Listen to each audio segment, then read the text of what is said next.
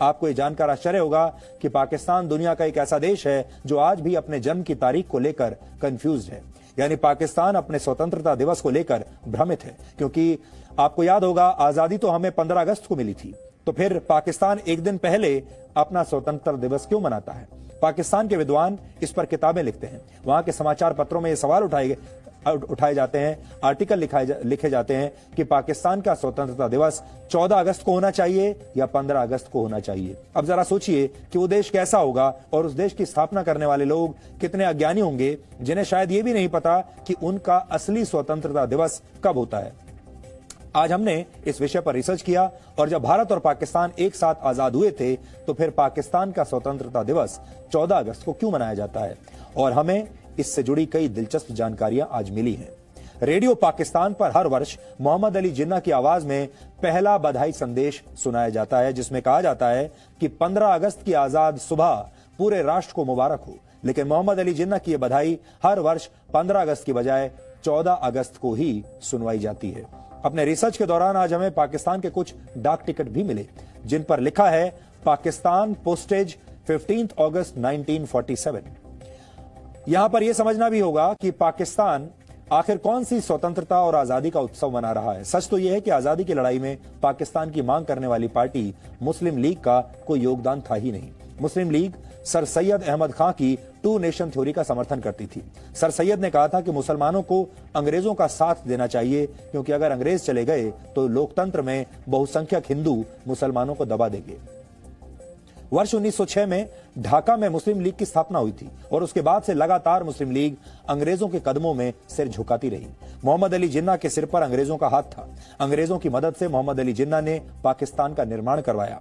पाकिस्तान के विद्वान के अजीज ने पाकिस्तान के इतिहास की समस्याओं पर एक किताब लिखी है जिसका नाम है murder of history.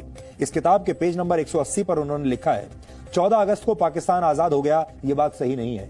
The Indian independence bill 4 जुलाई 1947 को ब्रिटेन की संसद में पेश किया गया था और 15 जुलाई को कानून बना था। इसी के तहत 14 और 15 अगस्त की मध्य रात्रि को भारत और पाकिस्तान को आजाद किया जाना था। दोनों नए देशों को वाइस रॉय के द्वारा ही निजी तौर पर पावर ट्रांसफर किया जाना था। लॉर्ड माउंटबेटन एक ही समय पर कराची और नई दिल्ली में मौजूद नहीं रह सकते थे। यह भी संभव नहीं था कि 15 अगस्त की सुबह वो भारत में रहें और फिर कराची पहुंच जाएं, क्योंकि भारत को आजादी मिलने के बाद वो भारत के पहले गवर्नर जनरल बन जाते। इसलिए पाकिस्तान को 14 अगस्त 1947 को ही सत्ता सौंपना ठीक था, जब वो भारत के वाइसरॉय थे। लेकिन इसका मतलब ये नहीं है कि पाकिस्तान को अपनी आजादी 14 अगस्त को मिली, क्योंकि द इंडियन इंडिपेंडेंस एक्ट इसकी मंजूरी नहीं देता। अब आप देखिए कि यह कितना बड़ा विरोधाभास है कि पाकिस्तान का निर्माण वाइसरॉय लॉर्ड माउंटबेटन की मौजूदगी में 14 अगस्त 1947 को हुआ, लेकिन द इंडियन इंडिपेंडेंस एक्ट के मुताबिक उसका निर्माण 15 अगस्त 1947 को हुआ। के अजीज पाकिस्तान के एक बड़े इतिहासकार माने जाते हैं, जिन्होंने आजादी पर पाकिस्तान के धर्म संकट का विश्लेषण अपनी किताब में किया था। पाकिस्तान के बड़े बड़े विद्वान ही नहीं, समाचार पत्र और लेखक भी इसे लेकर काफी भ्रमित हैं कि पाकिस्तान को असल में आजादी मिली कब थी। इस संबंध में हमने पाकिस्तान के एक अखबार डॉन का एक आर्टिकल पढ़ा, जिसमें लिखा है कि 14 अगस्त 1947 को एक स्वतंत्र मुस्लिम राज्य के रूप में पाकिस्तान का निर्माण हुआ। लाहौर, कराची और पेशावर रेडियो स्टेशन से कुरान का पाठ हुआ और फिर रात 12 बजे के बाद आजादी की घोषणा हुई। पाकिस्तान की जनता के नाम मोहम्मद अली जिन्ना का बधाई संदेश ऑन एयर हुआ। यह पाकिस्तान बनने के बाद स्वतंत्रता पर जिन्ना की पहला रेडियो स्पीच था।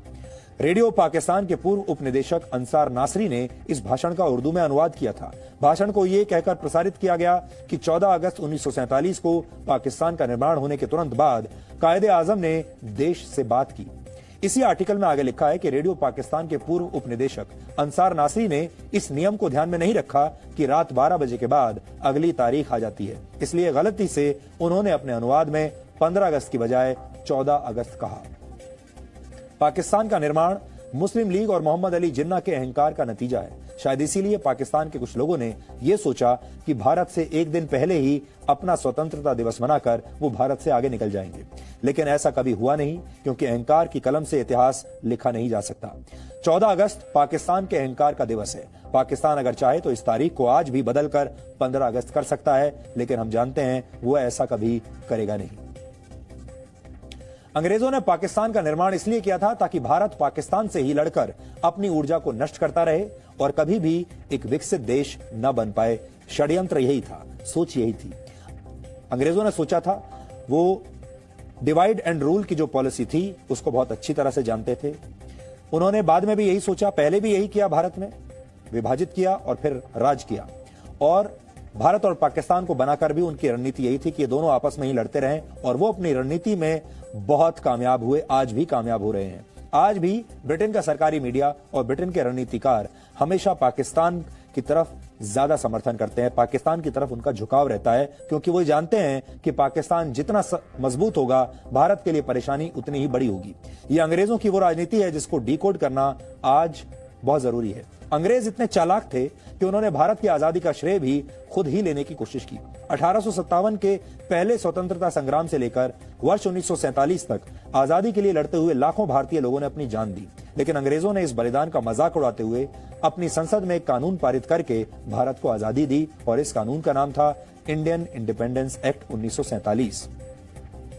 कल सुबह पूरा देश स्वतंत्रता दिवस के जश्न में डूब जाएगा। इससे पहले हम ये सवाल पूछना चाहते हैं कि आजादी कागज के एक टुकड़े से मिली थी या फिर क्रांतिकारियों और बलिदानियों के खून से मिली थी? अंग्रेजों ने भारत को आजाद करने का फैसला इसलिए लिया था क्योंकि दूसरे विश्व युद्ध में लड़ने की वजह से ब्रिटेन की अर्थव्यवस्था बहुत कमजोर हो चुकी थी। 200 वर्षों में अंग्रेज भारत को पूरी तरह लूटकर कंगाल बना चुके थे। भारत में अब कुछ बचा नहीं था। अब भारत ब्रिटेन पर एक बोझ से ज्यादा कुछ और नहीं था। विश्व युद्ध में ब्रिटेन की प्रशासनिक व्यवस्था इस तरह ध्वस्त हो गई थी कि वो अपना देश चला पाने में भी सक्षम नहीं बचे थे। ऐसी स्थिति में भारत को आजाद करने के अलावा अंग्रेजों के पास कोई विकल्प था भी नहीं।